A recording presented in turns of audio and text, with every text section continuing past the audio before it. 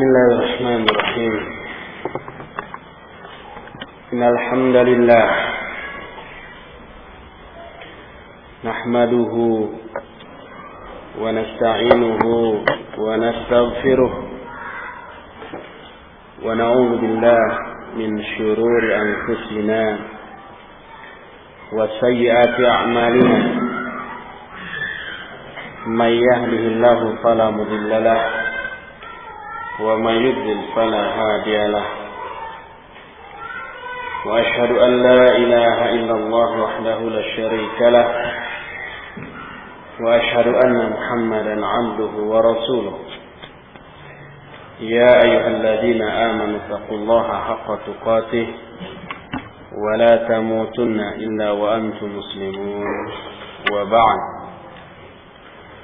Fa inna asdaqal hadithi kitabullah wa khairal hadyi hadyu Muhammadin sallallahu alaihi wa alihi wa sallam wa syarral umuri muhdatsatuha wa kullu muhdatsatin bid'ah wa kullu bid'atin dhalalah wa kullu dhalalatin finnar. قال الله تعالى في كتابه الكريم أعوذ بالله السميع العليم من الشيطان الرجيم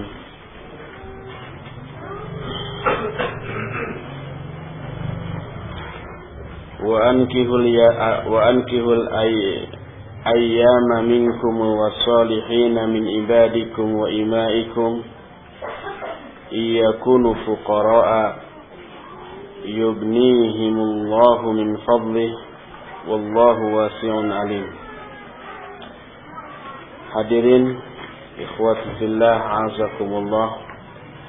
Alhamdulillah, di siang hari yang mendung ini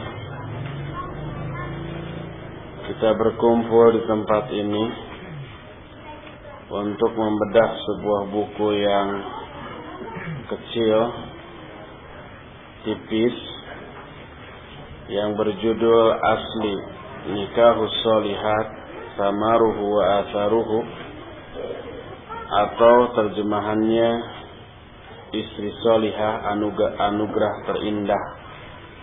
Ini judul terjemahan dari buku ini yang disusun oleh Abdul Malik Al-Qasim, seorang thalibul ilm. Kalau terjemah asli dari buku ini, Nikahus Sholihat, menikahi istri-istri sholihat, buahnya dan dampaknya. Di dalam buku ini intinya terkandung 2 poin penting. Poin yang pertama, buah dari memiliki istri yang sholihah. Poin yang kedua berisi kisah-kisah baik para sahabat ataupun para ulama tentang kehidupan rumah tangga mereka yang terbentuk dari seorang suami yang sholih dan istri yang sholihah. Kisah-kisahnya amat menakjubkan. Sekalipun terus terang saja, sebagai thalibul ilm yang selama ini kita mengkaji buku-buku dari para ulama yang selalu disertai takhrij dan tahqiq dari setiap hadis-hadisnya secara lengkap, membaca buku ini ada sedikit ruang yang tak terpuaskan dalam jiwa kita, berupa tidak adanya tahqiq dari hadis-hadis yang dicantumkan di sini, sehingga kita tidak tahu secara pasti apakah seluruh hadis dan kisah-kisah yang dituturkan di dalam buku ini sahih ataukah tidak. bagian pertama dari buku ini menjelaskan tentang buah dari memiliki istri yang solihah. Ada puluhan poin yang dijelaskan di sini. Akan tetapi karena terbatasnya waktu, tentu saja tidak mungkin semua poin itu kita jelaskan. Kita akan mengambil poin-poin yang kita anggap penting disertai dengan penjabaran yang lebih luas yang kita ambil dari penjelasan para ulama tentang poin tersebut. Buah pertama dari menikahi istri yang solihah disebutkan di sini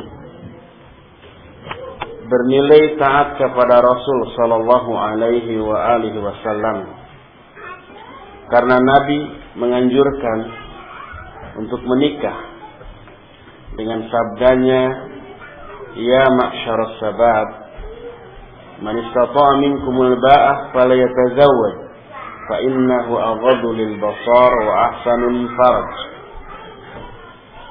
Kata Nabi sallallahu alaihi wasallam, wahai kelompok pemuda, barang siapa di antara kalian yang sudah memiliki kemampuan al-ba'ah, maknanya adalah al-istita'ah fil waqa', kemampuan seksual.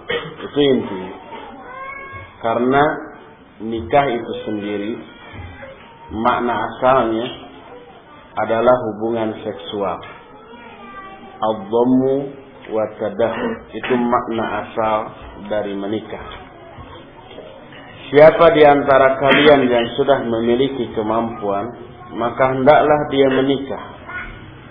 Karena hal itu lebih menundukkan kepada pandangan dan lebih memelihara kepada faraj.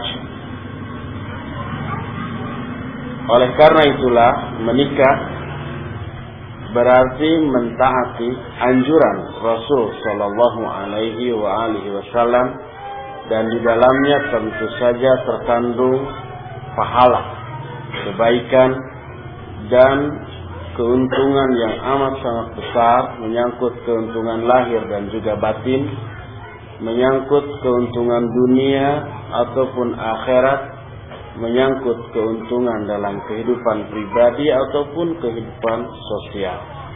Ini buah yang pertama. Kedua, secara bahasa saya tidak menelaah buku asli dari buku terjemahan ini, tapi membaca dari terjemahan ini, antara poin pertama dengan poin kedua ini seolah-olah tidak ada perbedaan. Yang pertama bernilai taat kepada Rasul, yang kedua mentaati Nabi sallallahu alaihi wasallam. Dua-duanya mengandung unsur taat. Kata orang Sunda mah keneh kehed. Itu juga. Cuma dalil yang dipakainya lain. Kata Nabi sallallahu alaihi wasallam dalam sebuah hadis, di dalam buku ini disebut muttafaqun alaih.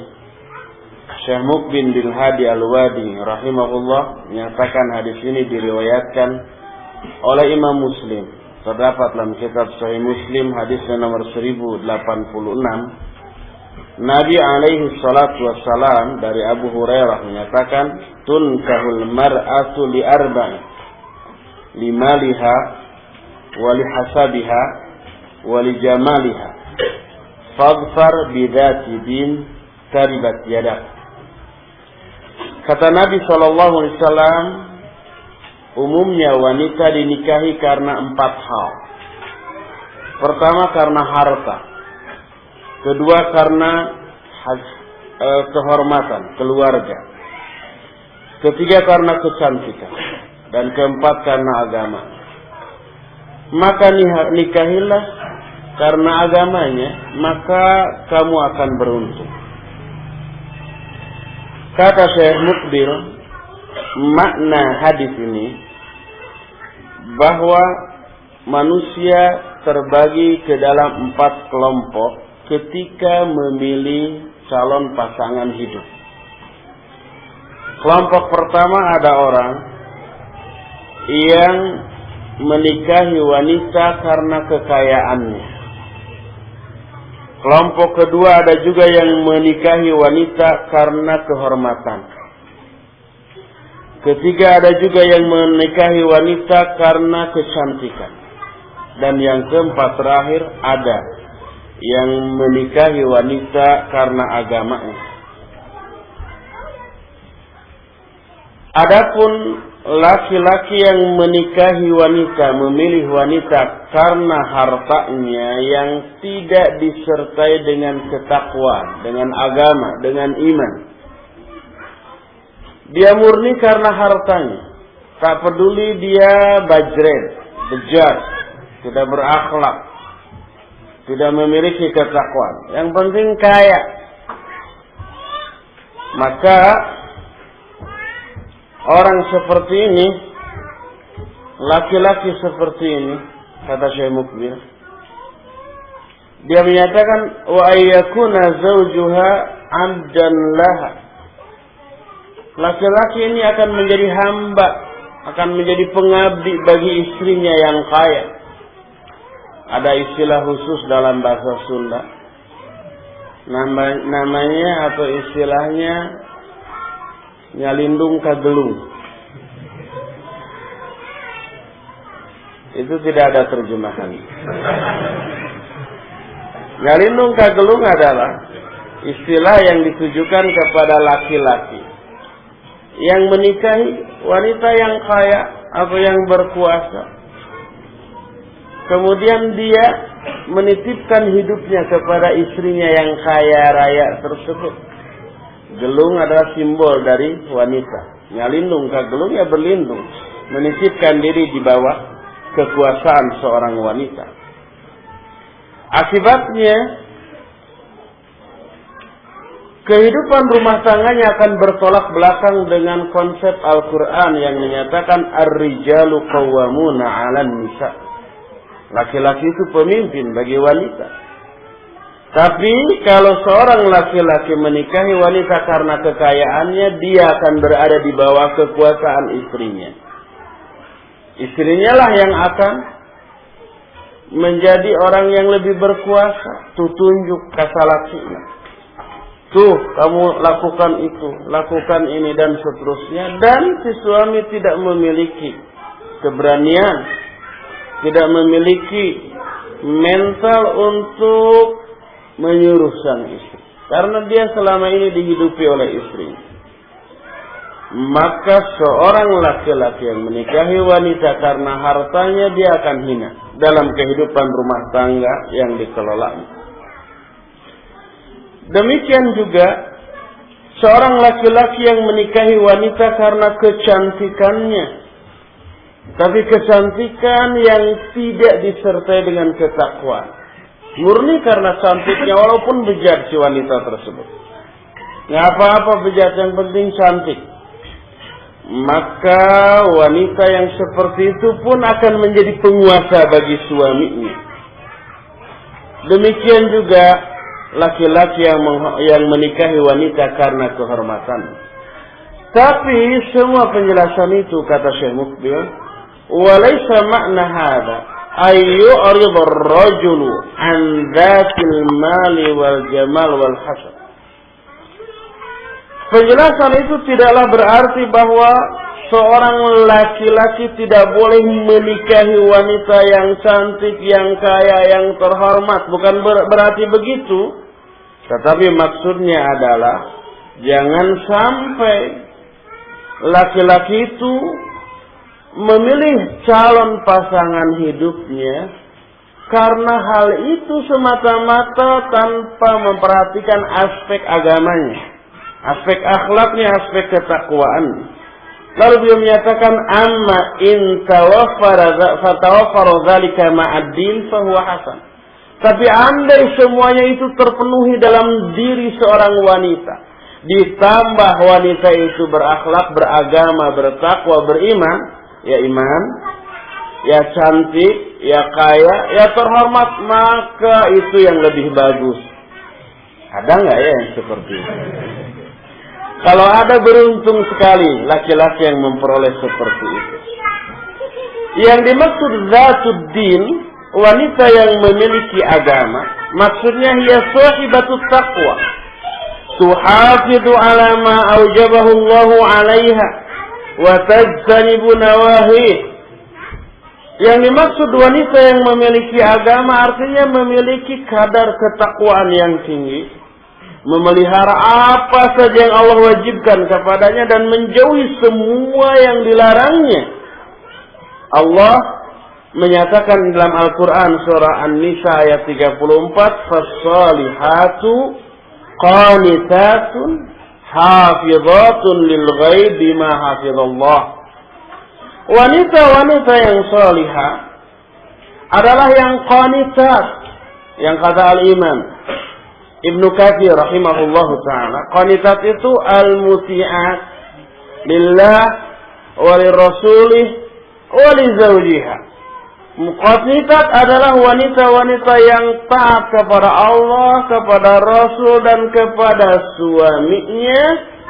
Yang ciri-cirinya disebutkan di sini, hafizatun lil ghaibi ma hafizallah, yang mampu memelihara dirinya di saat suaminya tidak ada, di saat suaminya ghaib, di saat suaminya sedang berangkat keluar, baik mencari ilmu, mencari pekerjaan, jihad dan yang sejenisnya, maka dia memelihara kehormatan dirinya, kehormatan suaminya dan harta suaminya. Ini kriteria seorang wanita yang salihah. Wanita yang seperti ini yang menjadi kriteria utama untuk dipilih oleh seorang laki-laki untuk menjadi istrinya. Kemudian Syekh Mukbil menyatakan, wa hakadzal mar'ah, demikianlah seorang wanita, alaiha an takhtara ar-rajula as-salihah, wajib juga bagi seorang wanita untuk memilih laki-laki yang salih. Betapa banyaknya seorang istri yang salihah, tapi dia memilih calon suami serampangan, tidak memilih suami yang sekufu dengan dirinya dalam hal kesalihan. Pokoknya mah asal aku lah. Tidak peduli dia salih atau tidak. Asal ikhwan. Padahal tidak semua ikhwan salih. Kalau dikatakan semua ikhwan tidak salih, agak mendekati kebenaran. Meren. Tapi kalau dikatakan semua ikhwan salih, ini tidak bisa dipertanggungjawabkan perkataan seperti itu. Banyak seorang wanita yang salihah memilih laki-laki secara serampangan. Akibatnya dia terseret oleh kebejatan suami, terpengaruh sedikit demi sedikit, baik pemikirannya yang sesat menyimpang, ataupun akhlaknya, ataupun kemalasan si suami dalam hal ibadah. Seperti yang pernah terjadi pada diri seseorang yang memiliki akidah yang lurus. Dia laki-laki, namanya Imran bin Hattam. Dia menikahi seorang wanita anak pamannya yang berfikrah khawarij. Dia menikahi wanita tersebut. Tujuannya amat sangat mulia. Ingin membimbing dia, ingin menggiring dia dari pemikiran khawarijnya kepada akidah yang lurus, yang benar. Tujuannya benar. Tapi dia tidak mempertimbangkan banyak aspek. Tidak mempertimbangkan kemampuan dan kekuatan dirinya. Tidak memperhitungkan kekuatan pengaruh istri tersebut. Apa akibatnya? Sedikit demi sedikit bukan dia yang membimbing istrinya, tapi dialah yang tergiring memiliki fikrah khawarij seperti yang dimiliki istri. Ini laki-laki terhadap wanita. Kata Syekh Mukbil, fal mar'ah min babi aula. Seorang wanita apalagi? Umumnya seorang wanita lebih mudah terpengaruh oleh laki-laki dalam segala hal, baik dalam fikrah, dalam pemahaman, dalam akhlak, dalam tingkah laku. Maka sedikit demi sedikit terjadi perubahan pada diri si wanita itu karena keterpengaruhan oleh suaminya. Disinilah Nabi alaihi salatu wassalam amat sangat mewanti-wanti apabila kita secara umum baik laki-laki maupun wanita diwanti-wanti oleh Nabi SAW untuk memilih kawan bergaul yang baik-baik. Jangan memilih kawan bergaul yang jelek-jelek, sebab akan mempengaruhi agamanya. Segala-galanya terpengaruhi. Itu kawan bergaul secara umum. Laki-laki mencari kawan bergaul dengan sesama laki-laki, pilih laki-laki yang saleh, yang berilmu, yang berakhlak. Wanita juga begitu. Apalagi yang lebih dekat, lebih intim dari pergaulan seperti itu, yaitu suami dan istri. Keterpengaruhannya jauh lebih besar daripada kawan bergaul seperti biasa. Dalam banyak hadis, di antara sebuah hadis yang diriwayatkan oleh Imam Bukhari dan Imam Muslim dalam dua kitab sahihnya, Nabi alaihi salatu wasallam menyatakan, masalul jalisis salih wa jalisis su' kahamil mit wa nafikhil kir. Perumpamaan kawan bergaul yang baik dengan kawan bergaul yang buruk adalah seperti orang yang membawa-bawa minyak wangi, parfum, dengan orang yang peniup kir. Mungkin di kita ini tidak ada lagi istilah peniup kir itu. Zaman dahulu ada. Di istal itu tukang pandai besi, tukang membikin sepatu kuda atau pedang atau pokoknya alat-alat dari besi lah. Si besinya itu kan dibakar, dipanaskan. Untuk memanaskannya harus ditiup-tiup. Ada alat peniupnya khusus. Dan bervariasi, ada yang ditiupnya itu dengan cara dipompa, dengan cara didorong, dengan cara ditiup. Nah, itu namanya peniup kir. Itu peniup kir itu simbol atau perumpamaan dari kawan bergaul yang jelek. Orang yang bergaul dengan pembawa minyak wangi atau penjual minyak wangi, bergaul sama dia, dia bisa membeli sehingga dirinya wangi. Minimal kalau kau tidak bisa membeli, dia bisa mencium harum minyak wanginya setiap saat. Gak apa-apa diri kita tidak wangi, tapi minimal kita mencium wangi dari minyak wangi yang dijual oleh kawan kita tersebut. Adapun orang yang bergaul dengan peniup kir tadi, ada dua kemungkinan. Bergaulnya tentu saja di istal, di tempat pembuatan alat-alat besi tadi. Mungkin pakaiannya akan, kata orang Sunda mah, kalentab kuseunna. Kalentab itu terlentab oleh apinya. Atau mungkin dia minimalnya akan mencium bau busuknya, bau hangit, kata orang Sunda Maya. Tahu bau hangit? Bau hangit itu bau sesuatu yang terbakar, besi yang terbakar. Itu bau hangit namanya. Kalau umpamanya kita naik kendaraan di tempat yang nanjak ke Lembang atau di puncak, macet. Otomatis semua kendaraan banyak main rem dan main apa? Kupling, lama-lama tercium bau hangit, taheta bau hangit.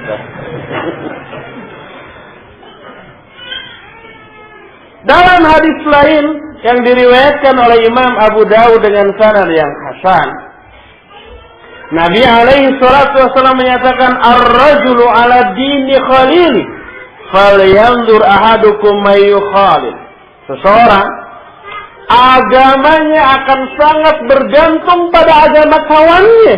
Maka hendaklah setiap kamu memperhatikan dengan siapa dia bergaul. Ini masih pergaulan secara umum, berkawan, berbisnis, dan berinteraksi dalam kehidupan keseharian. Tidak sampai setiap saat bersama-sama. Itu harus memilah dan memilih. Apalagi ini batur takasur. Apalagi ini lebih dekat, lebih intim, lebih akrab daripada kawan bergaul, yaitu hubungan suami dengan istri.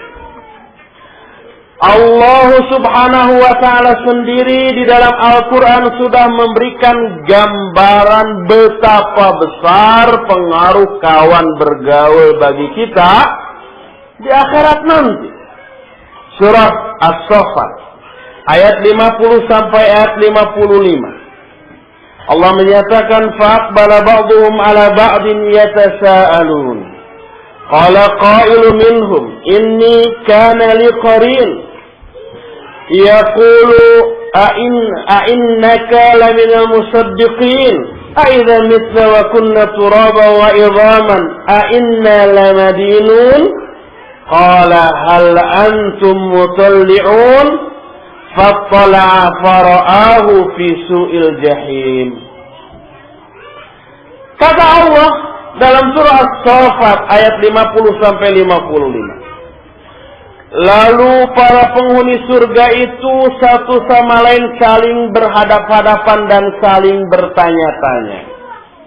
Berkatalah salah seorang penghuni surga, dulu ketika di dunia saya punya kawan. Kawan itu bertanya ke saya, apakah kamu termasuk orang yang percaya kepada hari akhirat? Apakah setelah kita mati, kita jadi tanah, jadi tulang, apakah kita akan dibalas, akan diperhitungkan semua amal-amal kita? Nah, ini kawan ini mempengaruhi akidah penghuni surga ketika di dunia itu. Di akhirat, penghuni surga itu ingat, wah ketika di dunia saya punya kawan tuh, yang berupaya menanamkan keraguan-raguan tentang hari akhirat. Kata Allah, hal antum mutalli'un, kamu mau lihat nggak nasib orang itu sekarang? Dia menjawab ya. Maka diperlihatkanlah. Maka ternyata dia melihat kawannya di dunia ini sedang berada dalam siksa neraka jahim. Wal'iyadzubillah. Lalu penghuni surga itu berseru, dulu kamu hampir saja mencelakai aku.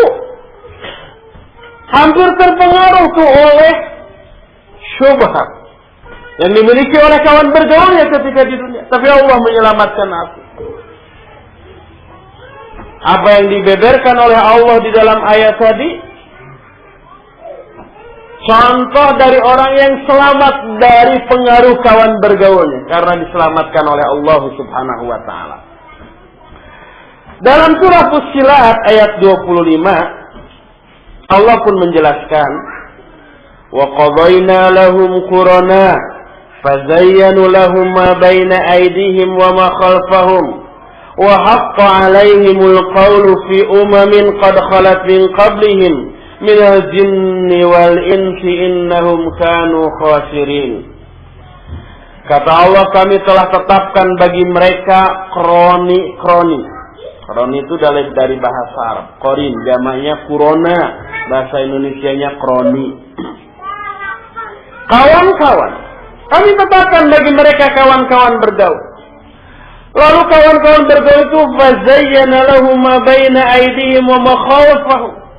Kawan-kawannya itu menghiasi bagi mereka apa yang ada di hadapan mereka dan apa yang ada di belakang mereka. Yang dimaksud menghiasi apa yang ada di depan mereka, maksudnya kehidupan dunia, kemewahan dan kesenangannya. Dibibita kesenangan kehidupan di dunia, supaya lalai dari ibadah. Adapun yang dimaksud dengan menghiasi apa yang ada di belakang mereka, yang di belakang mereka itu maksudnya adalah angan-angan, cita-cita, obsesi yang sebenarnya berupa sebuah utopia, khayalan yang tidak mungkin dicapai. Nah, kata Allah, kami telah tetapkan bagi mereka kawan-kawan yang seperti itu, dan telah tetaplah ketetapan kami atas mereka pada umat-umat sebelumnya yang telah berlalu sebelum mereka, bahwa banyak dari kalangan jin dan manusia yang rugi karena memiliki kawan-kawan bergaul yang buruk seperti itu. Oleh karena itulah maka wajib bagi kita, baik laki-laki maupun wanita, memilih kawan atau calon pasangan hidup. Laki-laki memilih calon istri, wanita memilih calon suami dari kalangan orang yang baik-baik, agar membawa pengaruh yang baik pula pada diri kita. Rasul sallallahu alaihi wasallam menyatakan, "Fadfar bidzatid din taribat yadak." Nikahilah wanita karena agamanya, maka kamu akan beruntung. Kamu tidak akan mengalami kerugian. Walaupun rupanya tidak begitu cantik, walaupun umpamanya kekayaannya tidak bisa dilihat karena tidak ada, walaupun kehormatannya juga berasal dari keluarga yang status sosialnya biasa-biasa bahkan rendah, akan tetapi apabila memiliki kesalihan, maka itulah yang bisa menjamin ketentraman hidup berumah tangga. Kecantikan, kekayaan, dan kehormatan itu sifatnya duniawi. Kebutuhan lahiriah yang lebih banyak lahiriahnya daripada batiniahnya. Dan semua yang namanya kesenangan duniawi itu semu dan terkena dengan apa yang disebut dengan bosan, kenyang. Betapa besarnya kebutuhan kita kepada makanan. Kita menginginkan makanan yang enak-enak. Tapi kalau yang enak-enak itu selalu terpenuhi, setiap hari terpenuhi, dah bosan. Kita menginginkan hobi kepada daging. Coba tiap hari makan daging, bosan. Suatu saat kangen lagi kepada pedak. Begitu juga umpamanya kendaraan yang mewah umpamanya. Sebelum umpamanya kita punya kendaraan mewah, dibayangkan, wah kalau punya kendaraan enak sekali, nggak capek, nggak lelah, nggak berdesak-desakan, nggak mencium bau rokok, tidak kepanasan, tidak malu karena kurang ongkos ditagih oleh sopir gitu ya. Tidak harus ada beban mental, bayar ongkos angkot sambil lari karena kurang. Pengalaman antum. Enak kayaknya. Ketika itu sudah terpenuhi, beberapa lama, sebulan, 2 bulan, terasa enak. Lama-lama tiap hari pakai mobil terus, bosan. Lalu terpikir, wah ingin pakai yang paling mewah. Yang lebih mewah dari mobil ini, saya nyaman sekali. Setelah semua terpenuhi, sehingga mobil termewah sekalipun terasakan oleh kita, tiap hari, tiap saat kita pakai, kita nikmati, bosan juga. Setelah semua yang termewah kita bosan, mau apa lagi? Maka kita pun muncul kerinduan ingin naik ojek lagi. Ingin naik beca, ingin naik delman, ingin jalan kaki, ingin luut leet kukesang, dan seterusnya. Terbayang nikmatnya berkeringat ketika berdesak-desakan di diskotek. Bisa begitu. Nah, semua yang namanya duniawi, ada bosan, ada titik jenuhnya. Adapun kesolihan sang istri, ketaatannya, kesetiaannya, perhatian dan kepeduliannya, keramah tamahannya, dan semua kemuliaan akhlaknya tidak akan pernah membosankan siapapun. Bahkan yang ada adalah kenyamanan. Ketika kita umpamanya pergi keluar bertemu dengan orang-orang yang garing, garang, dan garu, yang tidak ramah, yang jutek, yang judes, yang cuek, dan seterusnya.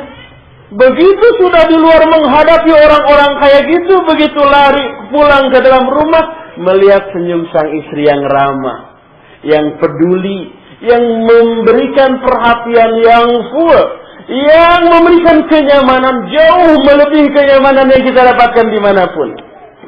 Itu tidak akan pernah membosankan. Dan itu tidak akan pernah membuat kita jenuh. Yang ada adalah kenyamanan. Dan itu bersifat abadi.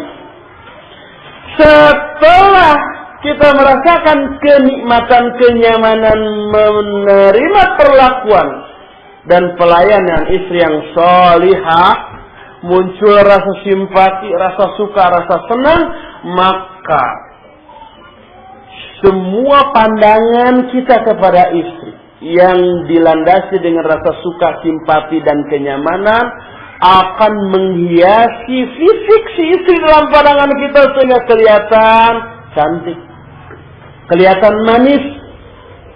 Senyumnya yang kata orang lain kayak vampir, oh kayak kita senyumnya luar biasa, menarik hatinya. Seperti itu. Coba umpamanya ya antum bayangkan, kenapa ini banyak orang yang memiliki pasangan hidup. Kalau laki-laki memilih wanita, disidik-sidik tidak cantik gitu. Atau wanita cantik, pasangan hidupnya jelek. Laki-laki yang ganteng, yang kasep, yang kayung-yung.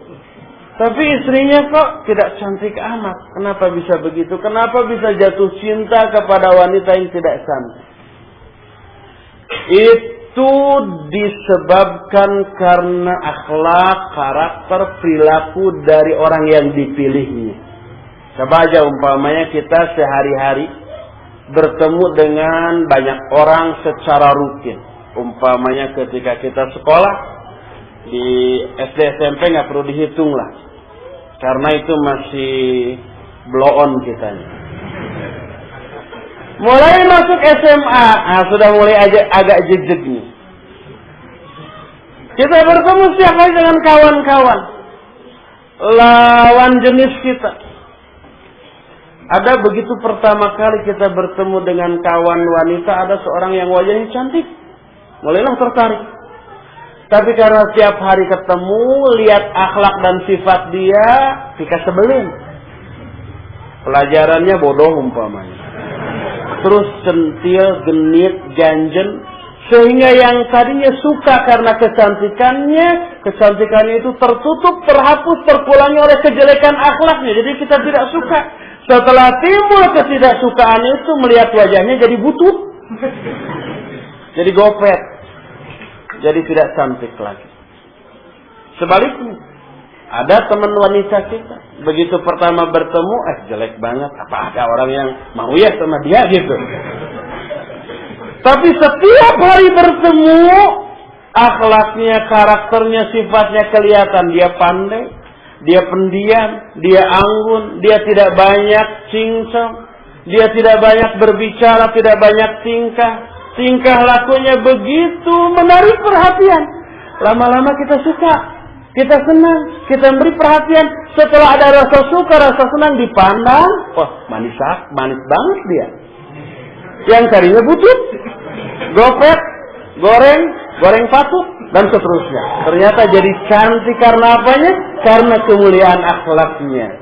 Maka setelah itu dia jadi jatuh hati, kemudian menyatakan lamarannya, menikah juga. Dan ketika setelah menikah tetap kelihatan cantik. Ketika berantem baru kelihatan jelek lagi.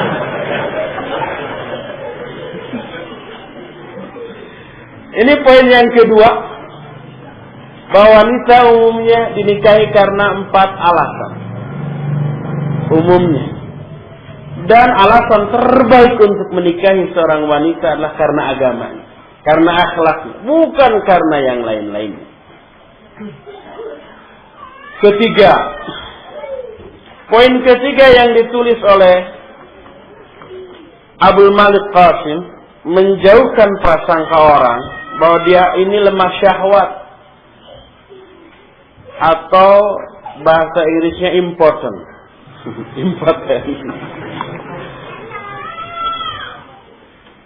Apa prasangka buruk lainnya? Sehingga Umar bin Khattab radhiyallahu anhu menyatakan, tidak ada orang yang terhalang untuk menikah kecuali orang lemah atau orang fajir.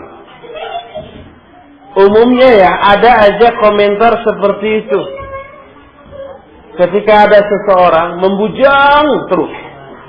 Padahal banyak orang yang mau, laki-laki yang mau kepada dia. Tapi dia tetap menolak, laki-laki. Wanita yang mau untuk diperistri sama dia, sama bujang tadi. Tapi dia tetap menolak, nggak mau. Pasti ada yang berkomentar, jangan-jangan dia sudah impoten ya. Jangan-jangan dia ini tidak normal ya, tidak punya hasrat lagi kepada wanita ya. Seperti itu. Muncul buruk sangka. Tapi begitu kita menikah, punya anak, tak ada seorang pun yang berprasangka seperti itu. Sudah terbukti. Nggak akan ada orang yang menuduh impoten atau lemah syahwat atau tidak normal. Karena sudah terbukti dirinya normal. Ia menikah, ia juga punya anak, ia malah ingin lagi yang kedua kali. Ini terhindar dari prasangka seperti itu. Sampai Abdullah bin Mas'ud radhiyallahu anhu menyatakan, seandainya umurku tidak tersisa kecuali cuma 10 hari lagi, maka aku sangat ingin menikah agar aku tidak menghadap Allah dalam keadaan membujang. Sebuah hadis menyatakan, naha Rasul sallallahu alaihi wasallam anit tabattu. Riwayat At-Tabrani dalam kitab Al-Awsat. Nabi sallallahu alaihi wasallam melarang seseorang untuk tabattul. Tabattul itu membujang selamanya. Apapun alasannya, sekalipun dengan alasan amat sangat mulia. Umpamanya ingin membujang, tidak mau menikah itu agar tidak terganggu konsentrasi ibadah kepada Allah. Sebab kebayang dan melihat orang-orang yang sudah menikah ibadahnya kendor. Karena harus mikir nafkah, mikir mengurus istri, mikir mengurus anak. Mau umpamanya sudah azan, sudah wudu, mau ke masjid, anaknya berteriak, papa ikut gitu ya. Padahal belum mandi, masih caludi dan seterusnya. Kata orang Sunda mah, aya nu ngalenghit sehingga ngaganggu karena konsentrasi ibadah yang dilakukan. Melihat semua itu udah, saya nggak mau nikah agar ibadah lebih khusyuk. Sekalipun tidak menikahnya itu, membujang atau melajangnya itu, dalam rangka itu, dalam rangka memfokuskan dan mengkhususkan diri kepada Allah, tetap ini terlarang dan dicela oleh Nabi alaihi salatu wassalam. Saya yakin antum semua ikhwan dan akhwat pernah mendengar sebuah hadis tentang 3 orang sahabat ya.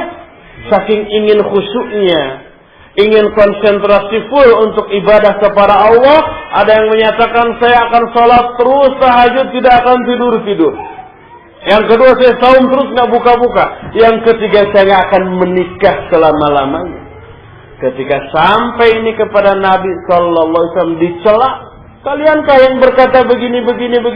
Demi Allah, aku orang yang paling bertakwa kepada Allah di antara kalian, yang paling takut kepada Allah di antara kalian. Tapi aku sholat, aku pun tidur, aku saum, aku pun buka, dan aku pun menikahi beberapa wanita. Siapa yang tidak suka kepada sunnahku, dia bukan umat. Motivasinya bagus. Untuk ibadah lebih bagus, berkualitas dan berkuantitas. Makanya tidak mau menikah. Itu tercela, terlarang.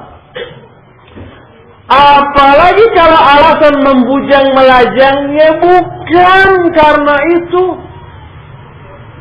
Karena hal-hal lainnya, karena pertimbangan-pertimbangan lainnya, tentu saja lebih tercela lagi dan lebih terlarang lagi. Inilah keuntungan yang ketiga. Keempat, menghasilkan keturunan yang baik dan menyambung nasab. Dengannya, bahasanya kurang enak, dia bisa mendapatkan pahala. Sebagaimana sabda Nabi SAW, jika anak Adam mati, maka putuslah seluruh amalnya kecuali 3. Nabi menyebutkan diantaranya awwaladin sholihin yad'ulah, atau anak soleh yang mendoakannya. Sedangkan anak yang soleh adalah hasil didikan ayah dan ibu yang soleh. Bahkan seorang ibu lebih dominan dalam mendidik anak, terutama pada tahun-tahun awal pertumbuhan anak. Ini poin yang keempat. Poin ini sebenarnya yang kemudian melahirkan sebuah buku. Bukunya saya bawa. Ini sangat bagus untuk dikaji nih. Kalau dalam Ahkamun Nisa ini bagus. Judulnya Manhajut Tarbiyatin Nabawiyah Litifal, metode pendidikan Nabi untuk anak-anak. Ini amat sangat bagus. Pendidikan dari segala macam aspek gitu ya. Dimulai dari pendahuluan, menjelaskan tentang tujuan pernikahan, terus sifat-sifat pendidik yang akan sukses dalam pendidikannya, dan seterusnya. Ini amat sangat bagus. Dari hasil pendidikan yang bagus, lahir anak-anak yang salih dan salihah. Dari anak yang salih dan salihah akan menyebabkan kita sebagai orang tuanya teraliri pahala yang tak terputus, bukan hanya sekedar seumur hidup, tapi setelah kita mati pun pahala dari anak soleh hasil didikan kita akan mengalir terus ke alam kubur sampai hari kiamat. Ini melebihi investasi pada sebuah perusahaan yang amat sangat super maju. Umpamanya kalau ada sebuah perusahaan maju, dalam suatu hari keuntungannya itu bisa 2 miliar. Lalu dia membuka kesempatan pada kita untuk investasi 1 juta aja. 1 juta investasi yang kita tanam menghasilkan sebulan 10 juta. Ada yang mau nggak kira-kira? Wow, Pak boro-boro atuh. Modal 1 juta sebulan menjadi 10 juta. Dan kita nggak perlu kerja, tinggal usang angge, tinggal nangkep harigu, tinggal heheotan, tapi jangan heheotan, nggak boleh. Maka keuntungan tiap bulan dari 1 juta jadi 10 juta. Ada yang mau begitu? Wah, Pak boro-boro. Ini lebih dari itu. Satu pendidikan yang baik yang kita tanamkan kepada anak menjadi anak yang solih dan solihat. Apapun yang diamalkan oleh anak itu berupa kebaikan, pahalanya mengalir ke dalam diri kita sekalipun kita sudah mati. Idza mata ibnu Adam inqata amaluhu illa min 3. Kalau seorang anak Adam mati, putus semua amalnya. Maksudnya pahala dari semua amalnya putus. Pahala sholat putus, sebab kita nggak bisa sholat lagi kalau udah mati. Pahala saum begitu, pahala baca Quran begitu, pahala yang lain-lain putus kecuali 3. 1 amal jariah, 2 ilmu yang bermanfaat, dan yang ketiga anak soleh yang mendoakan orang tuanya. Setidak-tidaknya dalam diri anak soleh terkandung 2 di antara 3 ini, bahkan 3-3-nya sekaligus. Minimal 2 di antara anak soleh itu sendiri yang doanya sampai ke kita. Maksudnya pahala dari doanya sampai ke kita. Yang kedua, ilmu yang bermanfaat yang kita ajarkan kepada anak.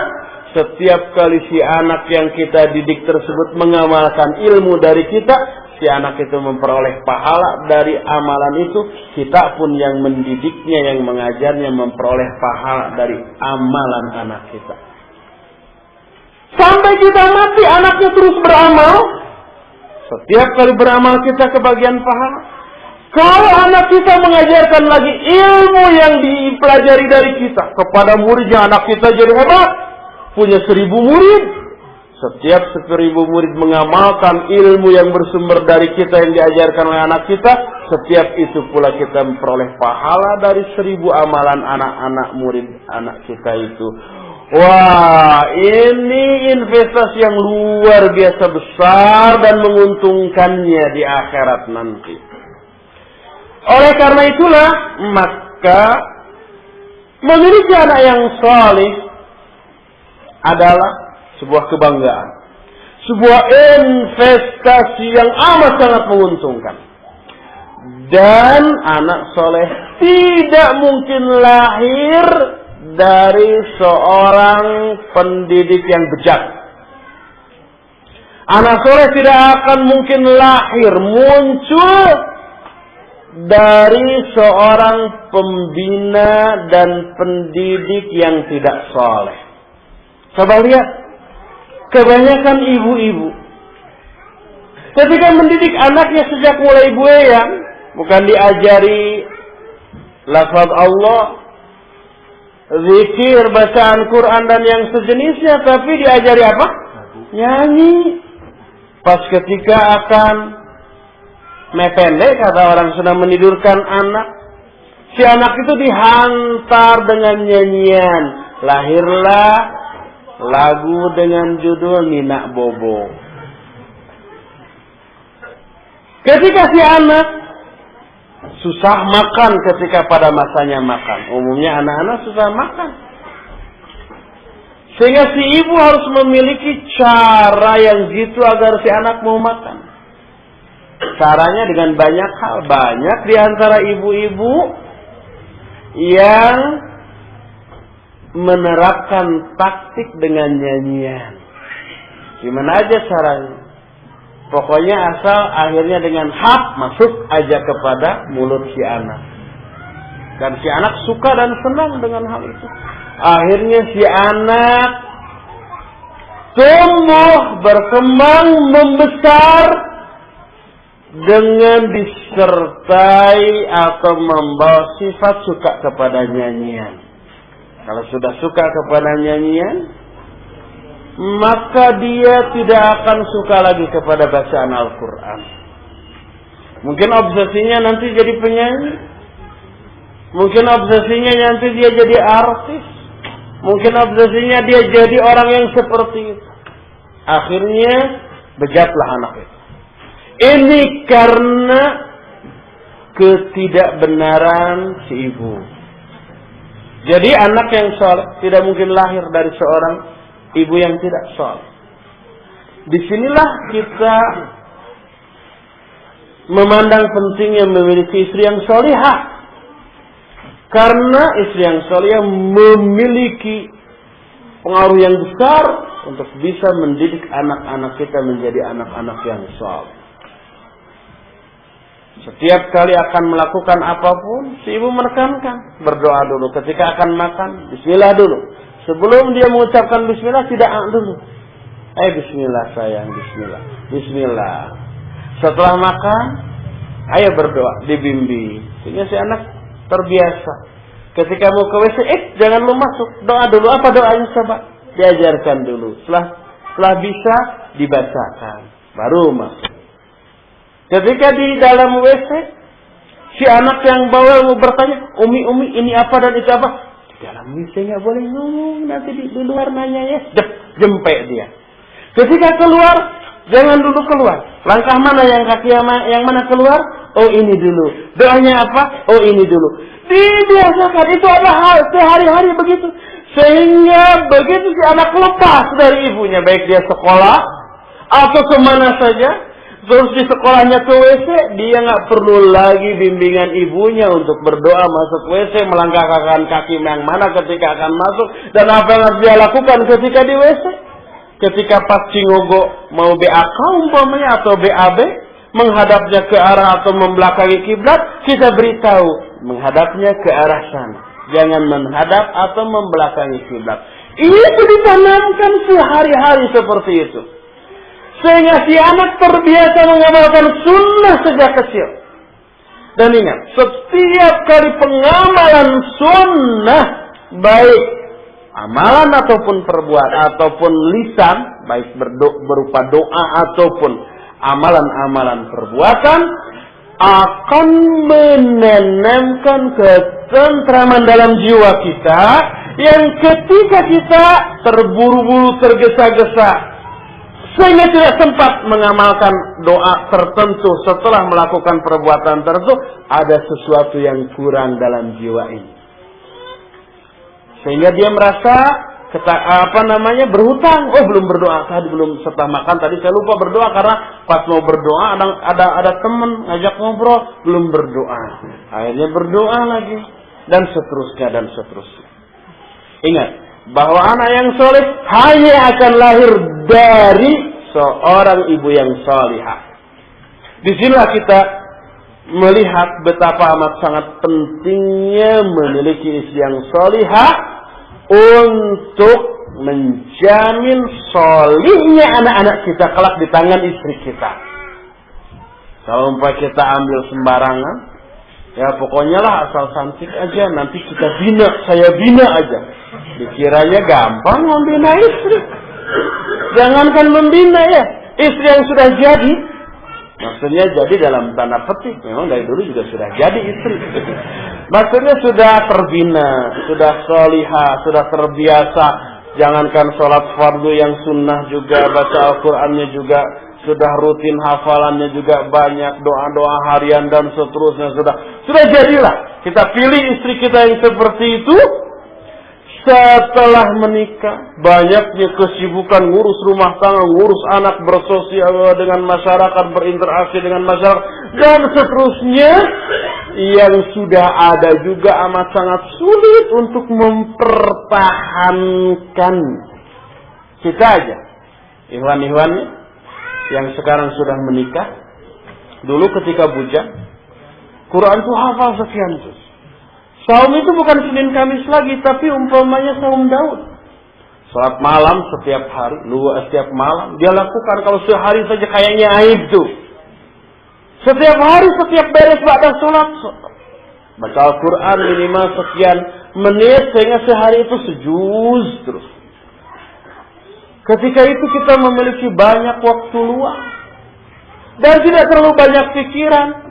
Makan tinggalan karena ada papa dan mama. Mau berangkat ke mana, nggak perlu mikir mana ongkosnya, tinggal namprak. Kerjanya apa ya? Semau kita menghafal. Mau sholat tahajud dan seterusnya nggak ada beban. Setelah menikah, berpisah dari orang tua, punya tanggung jawab istri, apalagi punya anak. Nah, mulai pikiran terongrong oleh berbagai macam kewajiban. Bagaimana makan anak istri kita besok? Bagaimana kesehatannya? Apakah masih sesehat sekarang ataukah besok tiba-tiba terserang mencret wae? Dan seterusnya. Mulailah kekhusyuan salatnya terganggu. Kadar kekhusyuannya menurun sedikit demi sedikit. Itu berdampak pada semangat ibadahnya. Mulailah tahajudnya berkurang. Mulailah saumnya berkurang. Mulailah bacaan Al-Qurannya berkurang. Menurun dari semua aspek sedikit demi sedikit tanpa disadari. Sadar-sadar telah amat sangat parah. Itu yang tadinya hebat. Yang ketika bujang dan lajangnya merupakan ikhwan dan akhwat super pilihan. The best pada masanya. Setelah menikah, semuanya itu berkurang sedikit demi sedikit dan begitu sadar keadaannya sudah sangat parah. Itu milih akhwat atau ikhwan terbaik. Sekarang muncul ikhwan atau akhwat yang jagoanan. Saya mah, yang penting malah dia berpendidikan dan cantik. Adapun agamanya biar saya bina sendiri. Ya jagoan. Jangan berpikir seperti itu. Itu poin yang keempat. Kelima. Pahala yang akan diperoleh oleh pasangan suami istri setiap kali berinfak. Menolong, mengucapkan kata-kata yang baik dan menyingkirkan gangguan.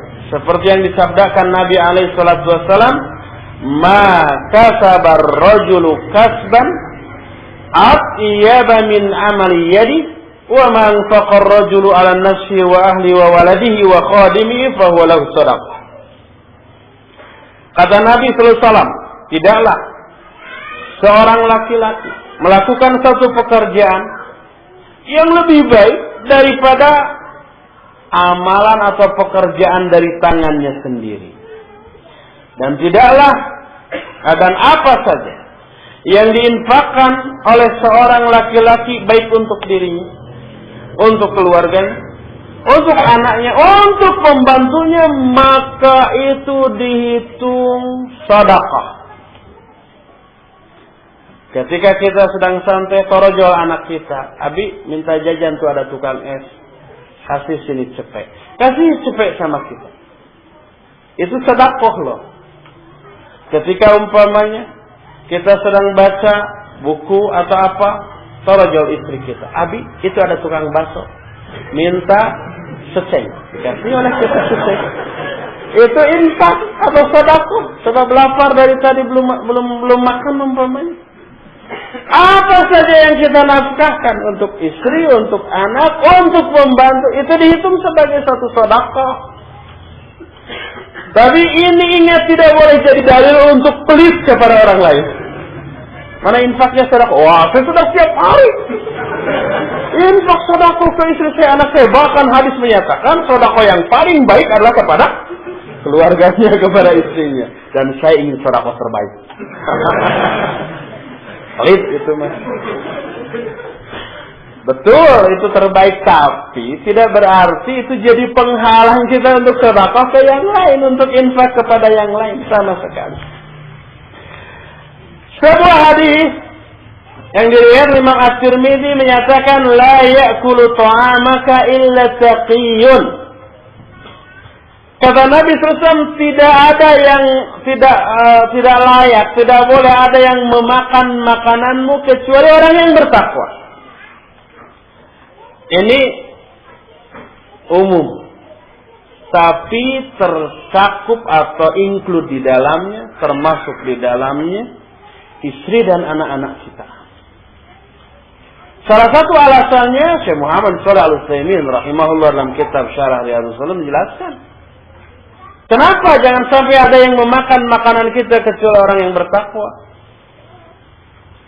Sebab orang yang bertakwa dari darah dan daging yang tumbuh dalam dirinya, dan darah daging itu bersumber dari makanan yang dimakannya kan. Darah daging dan energi, power, kekuatan yang dimiliki kelak pasti akan digunakan untuk ibadah kepada Allah, untuk taqarrub kepada Allah. Kalau tenaga yang dipakai untuk ibadah bersumber dari makanan yang kita berikan, kita pun memperoleh atau kecipratan pahala dari ibadah orang yang bertakwa itu. Kenapa orang bertakwa itu bisa ibadah sehebat itu? Karena kenyang dia, karena punya tenaga, karena stamina, karena dia punya kekuatan. Dari mana kekuatan itu? Dari makanan yang berasal dari kita. Makanya kalau ada orang yang rajin ibadah apapun, baik sholatnya, saumnya, tolabul ilmi dan lain-lainnya, tak boro-boro nyubuhan, ngasih makanan. Wah ini Iwan ini rajin ibadah. Ini saya punya nasi bungkus, makan ya, makan. Nanti malam tahajud ya. Tahajudnya pasti bersumber dari tenaga dari makanan nasi bungkus kita ini. Termasuk istri kita, anak kita. Kalau mereka ahli ibadah, kita kasih nafkah. Dari nafkah-nafkah yang baik, setiap kali ibadah yang dilakukannya, kita kecipratan pahala. Dan begitu datang tukang teler, tukang judi, tukang bobok, tukang tarok, maksudnya tukang berantem, minta makanan kepada kita, mikir dulu. Nah, setelah kita kasih makan, dia jag-jag, sehat waringkas, jag-jag waringkas, setelah itu gelut. Dosa. Apalagi umpamanya mintanya kepada kita sambil belak-belakan, minta makan ini. Saya mau judi, jadi karena lapar nggak konsentrasi nih. Jadi kalah terus. Nih kalau udah dikasih makan pasti menang. Nah, coba mintalah sesuap dua suap, jangan dikasih. Nggak boleh. La ya'kulu ta'amakum illa taqiyun. Tidak boleh ada yang makan makanan kecuali orang yang bertakwa. Ini yang kelima. Keenam, istri salihah akan mendoakan suaminya ketika sholat, berdiri maupun duduk.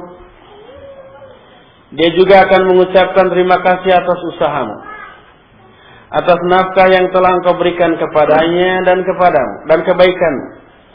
Karena tanda wanita salihah adalah berterima kasih kepada suami yang telah berlaku baik padanya, sebagaimana sabda Nabi SAW, barang siapa mengulurkan kebaikan untukmu, maka cukupilah. Ini salah terjemahannya. Harusnya balaslah. Siapa orang yang mengulurkan kebaikan kepadamu, yukafi'uhu, maksudnya memberikan balasan yang setimpal minimal atau yang lebih baik. Salah terjemahan. Balas. Malam yashkurin nas, lam yashkurillah. Siapa orang yang tidak bersyukur kepada sesama manusia, maka dia dianggap tidak bersyukur kepada Allah Subhanahu wa ta'ala. Poin ini kelihatan enteng, remeh, tidak begitu mengandung keistimewaan.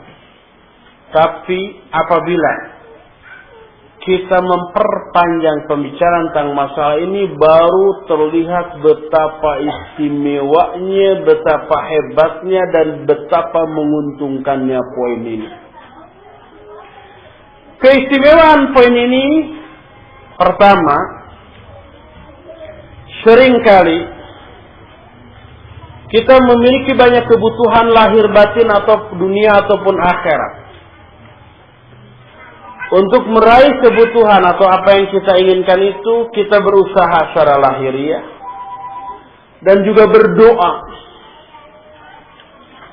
Tapi seringkali usaha kita dan doa kita tidak membuahkan hasil mencapai apa yang kita inginkan. Faktor penyebabnya banyak, mungkin usaha kita tidak maksimal atau doa kita terhalang, tidak dikabulkan oleh Allah karena banyak faktor. Baik faktor ketidakikhlasan atau faktor karena adanya penghalang lain seperti adanya barang haram yang masuk ke dalam tubuh kita dan seterusnya. Ada hal lain yang bisa membantu mewujudkan keinginan kita. Hal lain itu adalah doa orang lain untuk kita tanpa sepengetahuan kita. Doa seseorang bagi saudaranya tanpa sepengetahuan saudara yang doakan itu akan makbul, diterima oleh Allah Subhanahu wa ta'ala. Kalau kitanya sendiri yang berdoa kepada Allah, belum tentu doa kita dikabul. Tapi ketika orang lain mendoakan kita tanpa sepengetahuan kita, itu pasti dikabulkan oleh Allah Subhanahu wa ta'ala. Di sini salah satu penyebab keuntungan memiliki istri yang salihah, di saat suaminya umpamanya terlihat kendor ibadahnya, dan ini mengkhawatirkan istri.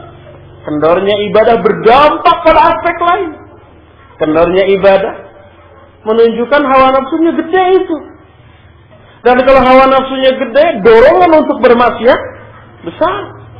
Dan kalau maksiat itu terjadi, apakah tidak ada pengaruh kepada kehidupan rumah tangganya? Jelas besar pengaruhnya. Melihat itu, istri mendoakan agar suaminya diberi taufik dan hidayah oleh Allah, diberi semangat lebih besar lagi untuk ibadah daripada sebelumnya. Melihat suaminya banyak masalah di luar, kelihatan dari raut muka, dari tingkah laku, dari segala macam, yang kalau ditanyakan belum tentu suami suka atau senang.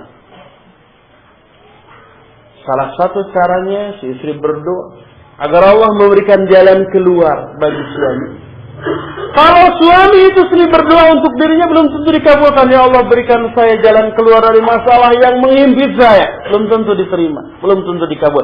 Tapi ketika orang lain yang mendoakannya, termasuk istrinya, besar kemungkinan dikabulkan oleh Allah Subhanahu wa ta'ala.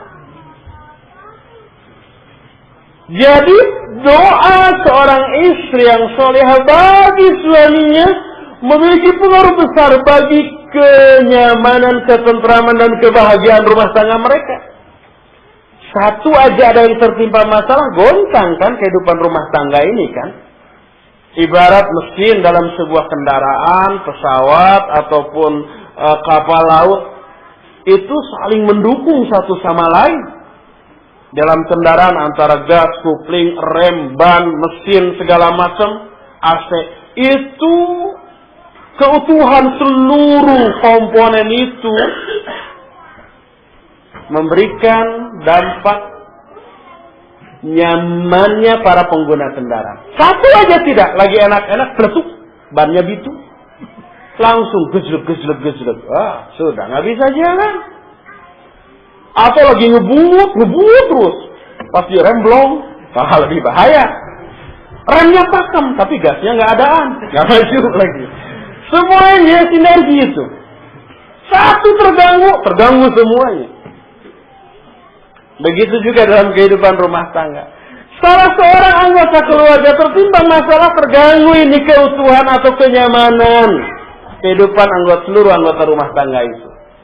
Terlebih kalau yang terganggu suaminya sebagai kepala rumah tangga, sopirnya lah gitu, atau istrinya, atau anaknya, atau siapapun, pembantu umpamanya sakit dari waktu ke Korea, yang biasanya suami tinggal gitu ya, makan, pakai tinggal rap, minum tinggal regot gitu, berangkat tinggal jung, dan seterusnya.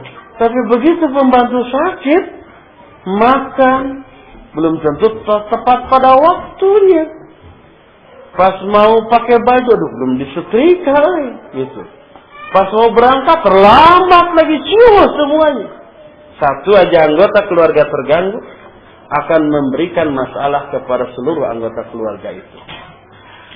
Nah, disinilah perlunya kesepahaman, saling pengertian, saling mendukung dan kerjasama dari seluruh anggota keluarga. Dan salah satu peran yang bisa dimainkan oleh seorang istri untuk memelihara keutuhan dan kenyamanan rumah tangganya adalah doa untuk suami, doa untuk anak-anaknya, berterima kasih dan seterusnya. Kedua, terima kasih seorang istri kepada suami memberi dampak yang besar kepada suami. Suami akan lebih semangat karena begitu si istri mengucapkan terima kasih, ada kebanggaan tersendiri. Waduh, gini, hasil usaha saya itu menyenangkan istri saya, menyenangkan anak-anak saya, seluruh anggota keluarga saya. Abi alhamdulillah terima kasih karena usaha Abi yang sungguh-sungguh, lihat saya senang. Karena senang ibadah saya juga menjadi terdukung, tersokong dan seterusnya. Kelihatan ceria, kelihatan bahagia, kelihatan senang. Dan kita sering mengalami, kita akan amat sangat puas, senang, bahagia di saat melihat orang lain berbahagia karena kita. Kita tidak tahu siapa yang lebih bahagia, dia atau kita. Ketika kita melihat dia bahagia karena pertolongan kita, siapa yang lebih bahagia? Kita kan yang menolong dia atau kebahagiaan orang itu yang kita tolong? Mungkin lebih bahagia kita. Apalagi yang kita tolong, yang kita bahagiakan ini istri dan anak kita, orang-orang yang amat sangat kita cintai. Melihat begitu, timbul semangat. Besok saya akan berikan kebahagiaan melebihi sekarang. Usahanya akan tambah hebat. Lain hanya kalau si istri bukannya berterima kasih, malah melecehkan. Begitu gajian, nih gaji nih. Kata si istri, masa cuma 10 juta? Zaman sekarang untuk kredit mobil aja nggak cukup. Apa saja sih usaha kamu? Lihat tuh orang. Wah, dibandingkan sama orang lagi. 10 juta. Apa yang dirasakan oleh suami? Aduh, puyeng. Sudah disuk-suk, didung-dung hulu, dijen suku-suku, dijen hulu. Tisuk tidur lebihkan ke sore jeder. Dung hulu pet nyawa. Semua kemampuan dikerahkan untuk memperoleh rezeki untuk menyenangkan anak istri. Setelah diperoleh dilecehkan. Puyeng kita. Stres si suami kan gitu ya. Akhirnya aduh gimana lagi saya ini. Kalau dia pejabat, kalau begitu terdoronglah dia untuk korupsi. Kalau dia umpamanya bukan pejabat, bisa jadi penjahat. Aduh, kalau memang gajinya cuma 10 juta nggak cukup, saya harus membobol bank ini. Jadilah dia perampok. Dan seterusnya. Ini akan mendorong si suami untuk bermaksiat. Atau malah turun semangatnya. Aduh, 10 juta aja nggak cukup, harus apa lagi? Udahlah, suruh dia usaha sendiri aja. Biar saya diem aja lah.